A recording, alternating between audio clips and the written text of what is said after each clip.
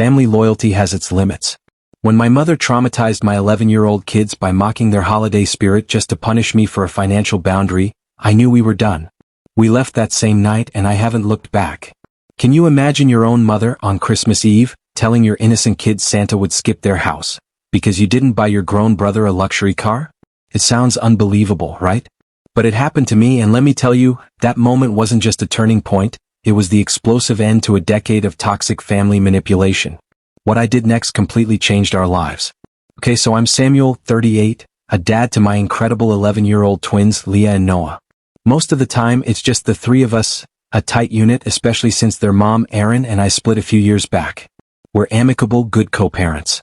My work as a performance marketer, a targetologist as my Eastern European clients say, isn't glamorous. It's late nights chasing click-through rates, lots of coffee, but it pays the bills. More than pays the bills, actually. And for a long time in my parents' eyes, that money wasn't really mine anymore. It started subtly, almost innocently. Can you cover the internet this month, honey? Your dad's hours were cut. Your brother's in a tough spot just this once. It was $100 here, $200 there. I told myself, family helps family, they helped me through college, they watched the kids.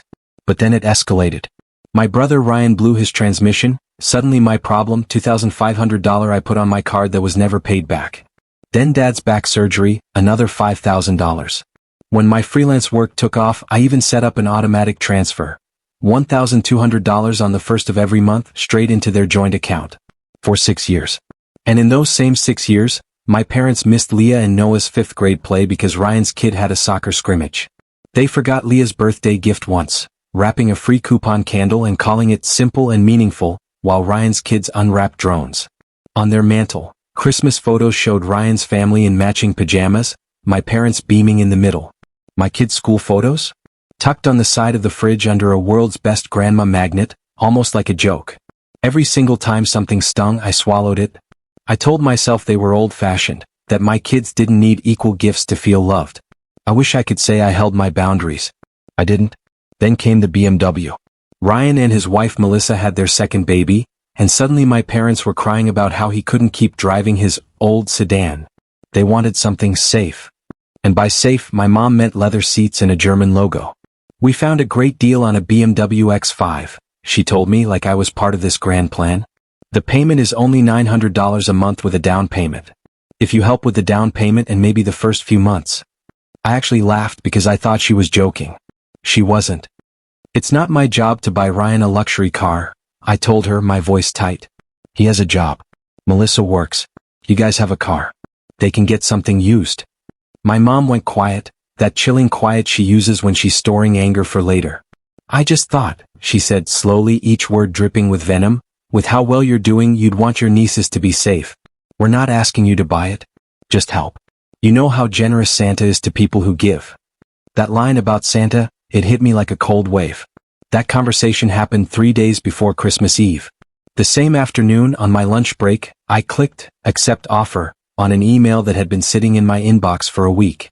Senior Performance Marketing Manager, Stockholm, Sweden. Relocation support, school search assistance. A salary that made my brain buzz. I'd been interviewing for months, half the calls at 6 a.m. I'd been stalling on accepting because of my parents, honestly. How would they cope without my wallet nearby? Erin had asked gently. But that day, alone in my townhouse kitchen, I hit accept anyway. I didn't tell my parents. Not yet. I wanted to wait until after the holidays.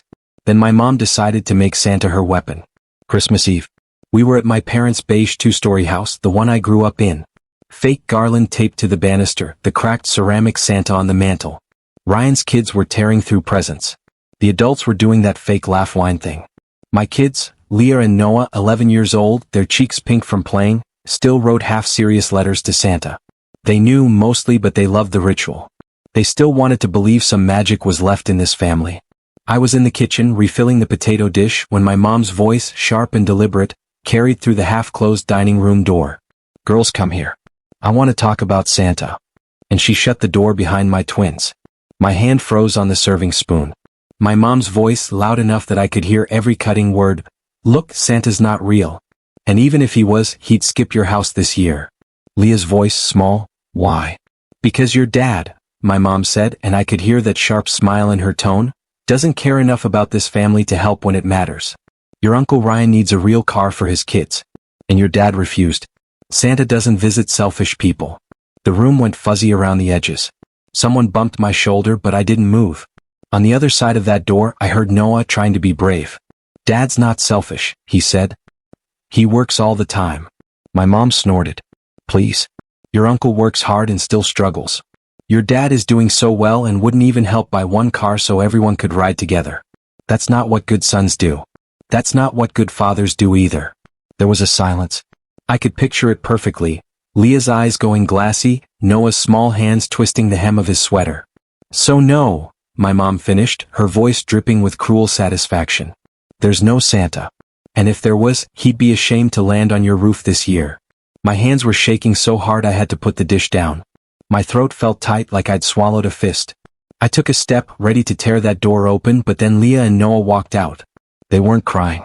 And that, somehow, made it worse. Their faces were blank, polite, that look kids get when they're trying desperately not to embarrass anyone. Everything okay? I asked, my voice cracking. Leah forced a tiny smile and shrugged. Noah didn't answer. He just took his sister's hand and steered her silently toward the living room. Behind them, my mom appeared, completely unfazed. She brushed invisible crumbs off her Christmas sweater. Did you put the potatoes in the oven yet, Samuel? They're getting cold. I looked at her, at the woman who had just told my kids Santa would skip them because I hadn't bought my brother a luxury SUV. I didn't say a word. Not yet. Christmas Eve blurred after that. Ryan's girls shrieked over matching iPads. My dad toasted to family, and to Ryan, who always steps up when we need him. Melissa even kissed my mom's cheek. And my mom pretended not to watch my face as she handed Leah and Noah their gifts, socks and a shared board game for both of you. My kids, bless them, said thank you. They always do. Later, by the drinks table, Ryan clapped me on the shoulder, that familiar smug sideways smile on his face. He'd heard it all, of course. They all had. No one had stopped her. Hey man, he slurred slightly. Don't take Mom so seriously. You know how she's around Christmas. Emotional. She just told my kids Santa would skip them because I didn't buy you a car, I said, my voice dangerously low. He shrugged. Well, you didn't. I stared at him. You're 34, Ryan. You and Melissa both work. You chose the BMW. Yeah, because we thought we had family, he shot back, his voice quiet but sharp. Mom said you were gonna help. You've got that big tech money now, or is all that Target whatever not paying as much as you pretend? My money, I said, my jaw clenched, is for my kids.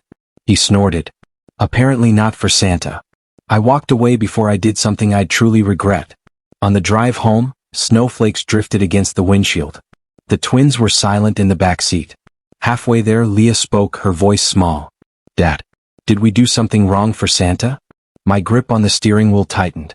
No, I said, maybe too fast. You didn't do anything wrong. Noah cleared his throat. Grandma said Santa skips selfish houses. She was wrong, I said firmly. And she shouldn't have said that. That's on her, not you. Silence again. Then Noah asked the question I'd been trying not to think about. Is Grandma mad at you because of Uncle Ryan's car? I swallowed. Yes, I said finally. She is. Oh, he said after a moment. Are you still buying presents for them next year? I stared at the traffic light ahead, blinking red reflected in the ice. No, I said slowly. I don't think I am. Back home, the twins went upstairs. I could hear them whispering in Leah's room, that soft, serious kid whisper that means they're stitching the day into their memory, deciding how much of it is their fault. I sat at the kitchen table, my laptop open. My phone lit up with a new text from Mom. You really hurt Ryan tonight, you know. He's done so much for you. All we asked for was help with a car. And you made a scene with your attitude. I just hope your kids don't grow up thinking money is more important than family. Money is more important than family. The same woman who had just used money to tell my kids they weren't worth Santa's time, typed that with her whole chest. I scrolled back through our old messages, screenshots of payment confirmations, pics of their new roof. Thanks, honey. We'd be ruined without you. Their anniversary dinner I paid for. You're such a blessing, Samuel. The vacation house I booked for Ryan's first wedding. The dentist bill I covered. The list went on and on. Family, apparently, started and ended at my wallet. My work email pinged in the background. I flipped tabs. The subject line, Welcome to Nordline. Offer acceptance received. The Swedish company's HR rep had responded. We're thrilled to have you on board, Samuel. As discussed, we'll support relocation for you and your children. Tentative start date, July 1st. We'll schedule a call in January to go over school options. I stared at those words for a long time. Me, Leah, and Noah. In Stockholm. In a new apartment, in a country where my parents would be an 8-hour time difference and a very expensive plane ticket away. I thought about Mom bending down to my kids' faces. I thought about Ryan's smirk. I thought about every automatic transfer, every just this once, every time I told myself they'd start treating my kids better once their finances were stable. They were never going to treat my kids better. Not as long as I kept paying them to stay the same. That was the moment something inside me snapped. Not loudly, not dramatically. More like a quiet click. A lock sliding into place. I stood up, went to the hallway and pulled our suitcases out of the closet. I didn't tell the twins anything big that night. I told them to pack an overnight bag, just in case we wanted to stay home tomorrow instead of going back over to Grandma and Grandpa's. Kids need choices when everything else feels shaky. Leah packed her favorite hoodie and the stuffed fox she still pretended she didn't sleep with. Noah packed his Nintendo Switch and 3 mismatched socks. They fell asleep in my bed, one on each side like they used to when thunderstorms scared them. I sat at the kitchen table again, laptop open, bank app glowing. For 6 years, my parents' names had their own line in my budget spreadsheet. Mortgage help, $1,200 auto. Utilities, parents, $180 auto. Car, Ryan, $450 auto. Looks so normal. Mortgages, groceries, daycare, savings, parents. I clicked the first auto transfer. A confirmation box popped up. Stop this recurring payment? My finger hovered for maybe 2 seconds. Yes. 1 click. Done. Second transfer. Yes. Third. Yes. I took a picture of the confirmation screen not because I needed proof, but because part of me didn't believe I'd actually done it. Then I opened the family emergency fund savings account I'd set up 3 years earlier. It had started as a good idea, one shared account in case something big happened. I'd put in $500 a month. My parents had promised to add what they could. They never added a dime. The balance sat at just over $24,000. Most of my down payments, my overtime, my campaigns run on weekends so my kids could have Christmas and my parents could have a roof. I transferred the full amount into my own high-yield savings account. Labeled, Sweden Kids. My chest loosened a little. It didn't feel like revenge. It felt like putting money back where it should have been the entire time. Next, I opened my cell carrier's portal. My parents were on my family plan. So were Ryan and Melissa. It had made sense when I added them, bundle price, better data, everyone happy. They never paid their share on time. I always covered it because it's just a phone bill. 4 lines sat under my name. I removed all but 3, mine, Leah's, and Noah's. A small warning popped up about early termination fees. I accepted. It still cost less than one emergency they'd call me about in a typical month. Then I did something pettier but necessary. I logged into the streaming services. Netflix, Hulu, Spotify, Family. I changed the passwords. Not out of spite, but because those payments came from my card too. Little $10 charges that added up. If they wanted to watch their shows, they could pay for them. Last, I opened my work email. My company had always been generous about letting me list my parents as emergency contacts. I removed their info and replaced it with Aaron's and my best friend Marcus. I stared at the forms for a long, quiet minute. No direct payments. No joint accounts. No shared phone plans. No emergency fund. My parents were off my finances. All of them. I sent Aaron a text. Hey, I'm done funding my parents. I'll explain later, but for now, I just need you to know I'm moving everything to the Sweden plan. We'll talk after Christmas, you and I, about the kids, about July. She responded almost immediately, proud of you. We'll figure it out. The kids deserve peace. I exhaled. The kind of exhale that feels like you've been holding your breath for years. Then I opened a new spreadsheet. Sweden move. Timeline. January, call with HR, start visa paperwork. February, tell Aaron officially work out custody. March, give notice on townhouse, sell furniture. April, passports. May, goodbye dinners with people who actually love us. June, pack. July, flight to Stockholm. At the bottom, I added one line in bold, tell my parents. Optional. I didn't sleep much that night. Every time I closed my eyes, I saw Leah's face when Mom said Santa would skip them. Around 3 a.m., my phone buzzed again. Mom, of course. I hope you've calmed down. Ryan is devastated. He was counting on you to be there for him. We raised you better than to turn your back on family over a car. I typed, then deleted 3 different responses. Finally, I put the phone face down. The only response they were going to get from me from now on would show up in their bank statements, not their inbox. My parents noticed faster than I thought. On January 2nd, Dad called while I was at my desk. "Your transfer didn't come through," he said. "No hello, no pleasantries. Bank says there's no scheduled payment." "That's right," I said. Pause. "What happened?" "I canceled it," I told him. "All of it. The mortgage, the utilities, Ryan's car, the shared savings. It's over." "You can't just do that," he snapped. "We counted on that. The bills." "You counted on me," I said. "Not on Leah and Noah. You told them Santa would skip our house because I didn't buy Ryan a BMW.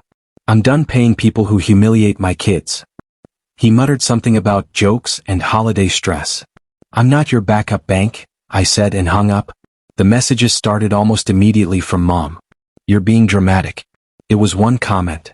"You'd really see your parents homeless over a misunderstanding? Ryan is drowning. You're ruining everything over a stupid Santa story. We already planned around that car payment. What are we supposed to do now?" From relatives, "Your mom's been crying all morning. Can't you just talk to her? She says you're letting your new job go to your head." I ignored most of them. When I did answer, I sent one line: "I won't fund a family that thinks my kids are less." That was it. January turned into February. I had the call with Sweden HR. We started school applications for the twins. The HR guy explained the schools, extra Swedish lessons, free healthcare for kids. Free hit me harder than it should have. I'd been patching holes in my parents' budget for years. At Erin's kitchen table, tea going cold, I said, "I don't want to take them away from you." "I know," she said. "We'll do summers, long visits, video calls. We'll figure it out. And honestly, I'm glad they're getting an ocean between them and your parents." She'd said softer versions of that for years. I'd always replied, "They'll come around." They didn't. By March, half the townhouse was in boxes. The kids knew something was up, so I sat them on the couch. "There's a job," I said. "In another country. It's calmer, safer. We could be really happy there. It's far from Grandma and Grandpa, but you'll still see Mom. I won't do it if you hate it." Leah chewed her sleeve. "Will people there talk about Santa like Grandma did?" "No," I said. "And if anyone ever talks to you like that, we leave." Noah frowned. "Do they have snow?" "Yeah, lots." He nodded. "Then I want to go." We left in late June. Erin cried at the airport, hugged the kids like she could store them in her arms.